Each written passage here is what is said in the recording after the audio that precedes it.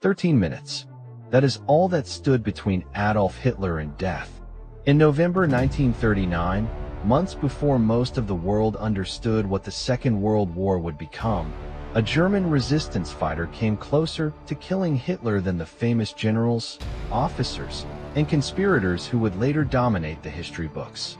He wasn't a soldier. He wasn't a spy. He wasn't backed by Britain, France, or any underground resistance network. He was a carpenter, working completely alone. Georg Elser spent weeks secretly hollowing out a pillar inside a Munich beer hall, building a bomb by hand, and placing it directly beside the podium where Hitler was scheduled to speak. The explosion worked exactly as planned. The timing did not. Hitler left just 13 minutes before the blast tore through the building. What happened next created one of the most forgotten and untold resistance stories of the entire war. A story so remarkable that even after Hitler's defeat, Germany spent decades refusing to give the man responsible the recognition he deserved. Georg Elser was born on January 4, 1903, in Hermeringen, a small village in the Swabia region of what is now Baden-Württemberg in southwestern Germany. His family was poor. His father was a timber merchant whose business was unreliable and whose household was not a stable or secure environment for the children growing up in it. Elser left school at 14 and was apprenticed to a locksmith before finding his real vocation as a carpenter, a skilled woodworker whose ability with his hands was recognized from early in his training as exceptional. He worked as a carpenter through the 1920s, living in different towns in southwestern Germany, developing the specific practical intelligence that skilled manual craftsmen develop through years of working with materials and mechanisms, the kind of intelligence that allows a person to understand how physical things work and to construct complex objects with precision from limited materials and tools. His political development in the late 1920s and early 1930s followed the specific trajectory of many German workers who engaged with the political options available to them in the context of the economic devastation of the Great Depression and the political polarization that preceded Hitler's rise to power. He was never a member of the Communist Party, but he was sympathetic to the left, and he was a member of the Red Front Fighters League for a period, which was a left-wing paramilitary organization associated with the Communist Party. More significantly, he was paying attention. He was watching what was happening in Germany as the Nazi movement consolidated its power, and the specific quality of his attention was not ideological in the abstract sense, but practical and observational.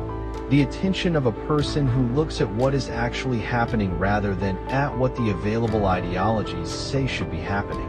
What he observed, through the mid and late 1930s as the Nazi regime consolidated its control over German society and began the systematic persecution of Jewish people and political opponents that would eventually produce the Holocaust, was a country moving in a direction that he assessed as catastrophic and that he believed required someone to do something to stop it. The specific object of his attention was Hitler. He concluded, with the straightforward logic of a carpenter rather than the elaborate theoretical framework of a political intellectual, that the problem had a source, and that addressing the source was the most direct available approach to the problem. He decided to assassinate Hitler. He decided this alone. He told nobody. He began planning. The plan he developed reflected the specific combination of practical intelligence and meticulous patience that his life as a craftsman had produced in him. He identified the Bürgerbräukeller as the target location because Hitler's annual November 8th speech, there was the most predictable public appearance in Hitler's calendar, the one event that could be relied upon to place Hitler at a specific location at a specific time year after year. He began visiting the beer hall in the autumn of 1938, attending events, observing the layout, studying the pillar next to the podium, assessing the structural reality of the target. He concluded that a bomb placed inside the pillar and detonated during the speech would kill Hitler with a reliability that an attack from outside the building could not provide. He spent the following year sourcing explosive, constructing the timer mechanism, and preparing for the 35 nights he would spend inside the building with a hammer and a chisel, making a hole in a structural pillar without anyone hearing him. The sourcing of the explosive was itself a remarkable feat of patient operational planning for a person with no training in espionage or sabotage. He took a job at a quarry in Königsbronn that used explosive materials for rock extraction. He stole small quantities of explosive powder and detonators over a period of months, concealing them in his lodgings, accumulating what he calculated he would need without taking enough at any single time to create a noticeable discrepancy in the quarry's inventory. He worked at the quarry specifically to obtain the materials he needed and left when he had them. The planning and execution of the material acquisition phase of the operation reflected the same methodical patience and practical intelligence that all subsequent phases would reflect. He was not working from a manual. He was working from his own assessment of what the situation required and his own capability to provide it. The timer mechanism he built was the most technically demanding element of the entire operation and the most directly illustrative of his specific capabilities. He was a carpenter, not a clockmaker or an engineer, but his practical experience with mechanisms and his precise manual skill gave him the capability to construct a timing device that would reliably detonate the explosive at a specific time after being set. The device he built used two clock mechanisms working in parallel as a redundancy system, ensuring that if one failed, the other would still fire the detonator. It was set to detonate at approximately 9:20 on the evening of November 8, 1939, which he calculated would be during the most concentrated period of Hitler's annual speech when the audience would be at its fullest. He tested components of the mechanism before building the final device. He was thorough. He was precise. The 35 nights he spent inside the Bürgerbräukeller constitute one of the most remarkable sustained individual efforts in the history of clandestine operations. He hid in a storage room after the building closed each evening. He worked in the dark or with a small shielded light, using hand tools to hollow out the pillar with the absolute minimum of noise that the work could produce, pausing whenever he heard any sound that suggested someone might be in the building, resuming when the building was silent again. He had to remove the wood shavings and debris from the carving operation each night, carrying them out when he left in the morning. He had to repair the visible surface of the pillar each time he left, concealing the work he had done so that a casual inspection would reveal nothing. He did this for 35 nights across a period of weeks, commuting to and from the beer hall, as if he were an ordinary Munich resident going about his ordinary life, carrying his tools in a bag that he would explain as work materials if anyone asked. He placed the completed bomb in the hollowed pillar in early November 1939, set the timer, and replaced the concealing panel over the cavity. The bomb was in place. The speech was scheduled. He left Munich and traveled toward the Swiss border, intending to cross before the bomb went off and to seek asylum in Switzerland or to make contact with British intelligence, to whom he hoped to deliver information about German military production from his time at the quarry. He was arrested at the Swiss border, which was being watched by German customs officials, not because anyone suspected what he had done, but because crossing the border in the specific way he was attempting was suspicious in the general context of the wartime border controls that had been intensified after Germany's invasion of Poland in September 1939. He was in custody when the bomb went off.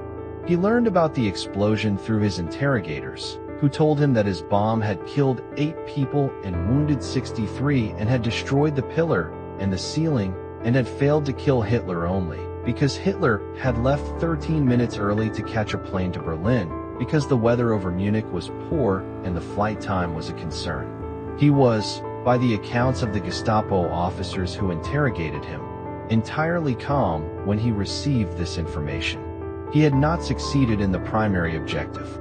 He had come extraordinarily close. 13 minutes. He said nothing to his interrogators that would have allowed them to find the people who had helped him, because there were no people who had helped him. There was nobody to betray. He had done it entirely alone. The Gestapo interrogation that followed his arrest is one of the more extensively documented interrogation records of the Nazi period, both because the case was of such extreme sensitivity to the regime and because the regime's intelligence services spent months trying to establish what organization had sent him and who his handlers were. The answers they received, consistently and repeatedly over months of interrogation that included physical torture and psychological pressure, were that there was no organization, no handler, no conspiracy, no foreign intelligence service behind the operation. He had conceived it himself. He had planned it himself. He had executed it himself. The Gestapo found this answer so implausible that they continued interrogating him for months, convinced that the truth he was telling them was a cover story for a larger conspiracy that he was protecting. It was not. He was protecting nobody because there was nobody to protect. The most dangerous act of resistance against Hitler in the entire history of the Third Reich had been conceived and executed by a single German carpenter from Swabia with hand tools and stolen explosive in 35 nights in a beer hall. Hitler himself appears to have been genuinely disturbed by the assassination attempt in a way that is documented in the accounts of people who were present in his inner circle in the weeks following November 8, 1939. The specific quality of the disturbance was not primarily the physical danger, which Hitler's public persona was equipped to absorb and transform into a narrative of providential survival, but the nature of the threat that Elser represented. The major conspiracy against Hitler that the German officer class eventually mounted, the July 20, 1944 bomb plot, involved colonels and generals and prominent figures of the military establishment, people whose motivations and capabilities fit into categories that the Nazi security apparatus understood and had frameworks for managing. Elser represented something different. A single ordinary German citizen who had looked at the regime and decided on his own initiative to end it, with no organizational support and no ideological framework beyond his own direct assessment that the regime was going to produce catastrophe and that someone should do something about it. The regime's management of Elser after the decision was made to keep him alive was itself a comment on how seriously they took what he had done and how uncertain they were about what to do with him. He was designated a special prisoner, Sonderhäftling, and was held in the Sachsenhausen concentration camp in relatively privileged conditions compared to the general prisoner population, not because the regime felt any sympathy for him, but because he was a potential asset. There were plans, never fully developed, to use him in a propaganda operation after the eventual German victory, to produce a show trial that would expose the British Secret Service as the organizers of the Munich bombing and discredit Britain's intelligence operation. Elser was the key witness for this potential future operation, which meant he needed to be kept alive and kept relatively functional. The 13-minute gap is the detail that the story cannot escape, and that every telling of it has to reckon with. 13 minutes. If Hitler had kept to his usual schedule, if the weather over Munich had been better and the flight to Berlin less urgent, if any of the small variables that determine whether a man leaves a room at 9:07 or 9:20 had resolved differently, the bomb would have killed him. The Second World War would not have ended in 1939, because the Nazi regime's apparatus of control extended well beyond any single individual, including Hitler, and the political and military forces that had been set in motion by 1939 would not have been simply switched off by Hitler's death. But the war would have been different. The Holocaust, which had not yet fully developed its industrial scale by November 1939, might have taken a different form. The specific catastrophe of the subsequent 5.5 years, in which approximately 70 to 85 million people died, was not inevitable in November 1939 in the way that it became increasingly inevitable as the war progressed. 13 minutes determined the difference between a war that might have been and the war that was. Georg Elser was not a complicated man in the way that the political intellectuals of the German resistance are complicated, full of ideological frameworks and institutional loyalties and carefully reasoned positions on the conditions under which action was justified. He was a carpenter who looked at what Hitler was doing to Germany and to Europe and concluded that the most direct available response was to put a bomb in a pillar and make sure Hitler was standing next to it when it went off. He acted on that conclusion with the specific thoroughness and precision that his character and his craft had produced in him. He came within 13 minutes of succeeding. He was shot in Dachau 3 weeks before the war ended.